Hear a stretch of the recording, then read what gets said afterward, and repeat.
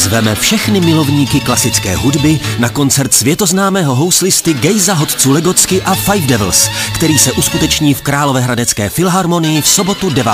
května od 17 hodin. Předprodej vstupenek v síti Ticket Pro. Více informací na telefonu 775 281 388. Po skončení koncertu afterparty v kongresovém centru Aldis Hradec Králové, kde vystoupí Lubomír Virák a skupina Connection.